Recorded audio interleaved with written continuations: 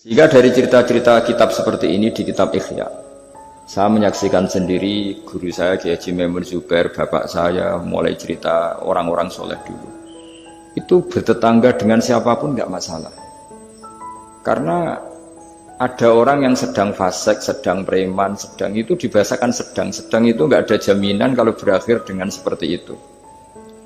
Jadi bagian dari kearifan kiai-kiai berbangsa dan bernegara karena tidak pernah menstigmasi bahwa orang lain itu lebih buruk ketimbang kita. Sehingga ya kita nyaman saja, nyaman berteman siapa saja karena kita tidak pernah punya perasaan lebih baik. Nah, di sini kenapa para kiai itu fleksibel berteman berbagai kelompok karena tidak pernah merasa lebih baik. Atau dalam bahasa terkenalnya disebut tawaduk. Jadi ketika orang merasa lebih baik, maka akan ada keangkuhan ini melahirkan sentimen ini lama-lama menjadikan sosial yang nggak sehat, bisa chaos.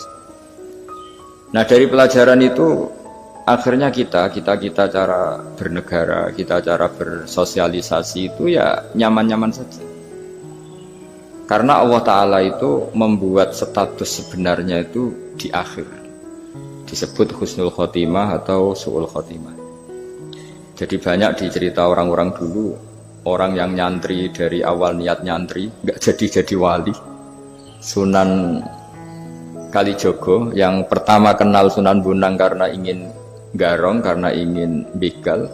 Dalam cerita-cerita yang legendaris itu justru jadi santrinya dan jadi wali. Jadi perkenalan yang awalnya tidak baik, berakhir dengan baik. Kadang-kadang perkenalan yang baik berakhir dengan kroni, dengan macam-macam yang tidak baik. Nah, dari sekian peristiwa itu akhirnya para ulama menyimpulkan bahwa hanya biyadihi al-amru, hanya Allah yang bisa mengendalikan semua urusan. Sampai-sampai Nabi misalnya kurang berkenan sama namanya Wahsy, karena Wahsy itu pembunuh Sayyid Hamzah, paman yang paling dicintai Rasulullah.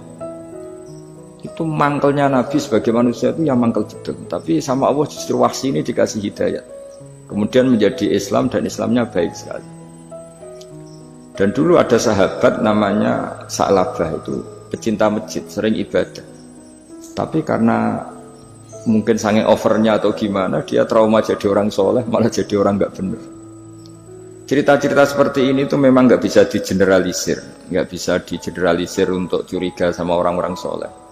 Tapi saya pastikan cerita seperti ini tuh melahirkan kearifan bahwa manusia itu akan selalu dalam tanda petik ketakutan, dalam kekhawatiran bahwa mereka tidak bisa mengakhiri hidupnya dengan baik. Sehingga di sini melahirkan kearifan, dan dari kearifan itu kita bernegara itu akan baik, karena kita tidak mungkin menstigmasi kelompok lain itu sangat buruk atau sangat bahaya atau ancaman, karena kita sama-sama punya kearifan untuk berkawan, bersosialisasi.